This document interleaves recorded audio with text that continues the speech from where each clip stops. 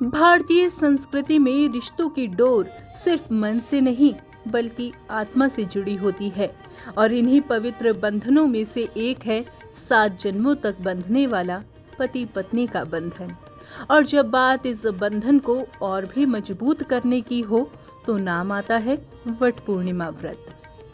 सनातन धर्म में वट वृक्ष और सावित्री सत्यवान की अमर कथा से जुड़ी 2 खास तिथियां आती है, वट सावित्री व्रत और दूसरी वट पूर्णिमा व्रत। हालांकि इन दोनों व्रतों का उद्देश्य एक ही है, पति की लंबी आयु और अखंड सौभाग्य की कामना, लेकिन फिर भी इनके बीच कुछ महत्वपूर्ण अंतर हैं, जैसे तिथियों का अंतर। वट सावित्री व्रत ज्येष्ठ अमावस्या के दिन आता है, तो वहीं वट पूर्णिमा व्रत ज्येष्ठ पूर्णिमा के दिन मनाया जाता है।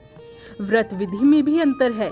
दोनों व्रतों में महिलाएं वट वृक्ष की पूजा, परिक्रमा और कथा श्रवण करती हैं, परंतु वट पूर्णिमा व्रत में चंद्रमा की पूजा और चंद्रोदय तक व्रत रखने की परंपरा अधिक प्रचलित है। नाम में भी भिन्नता है। वट सावित्री व्रत का नाम सावित्री से जुड़ा है, जिन्होंने अपने पति सत्यवान को यमराज से वापस पाया, लेकिन वट पूर्णिमा व्रत में पूर्णिमा तिथि के कारण यह नाम पड़ा, पर कथा वही रहती है। धार्मिक कर्म और दान। वट सावित्री व्रत में ब्राह्मणों को सत्तू, फल और वस्त्र दान करने की परंपरा है, तो वहीं वट पूर्णिमा व्रत में मुख्य रूप से सुहाग सामग्री सुहागिनों को दान की जाती है। आइए जानते हैं इस व्रत के पीछे पौराणिक कथा।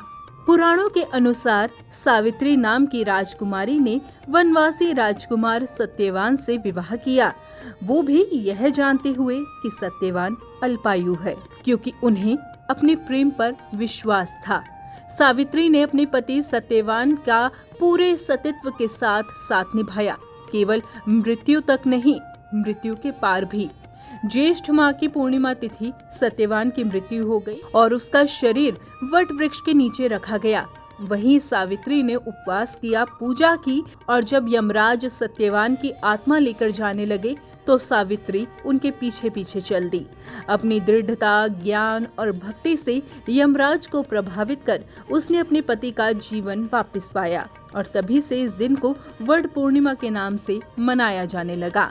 लेकिन क्या आप जानते हैं कि इस दिन वट वृक्ष की पूजा का इतना महत्व क्यों है? वट वृक्ष एक ऐसा पेड़ है जिसे अक्षय वृक्ष कहा जाता है, जो कभी नष्ट नहीं होता, जो जीवन और दीर्घायु का प्रतीक कहलाता है। इस वृक्ष की जड़ों में बसी होती है त्रिदेवों की शक्ति, ब्रह्मा, विष्णु और महेश।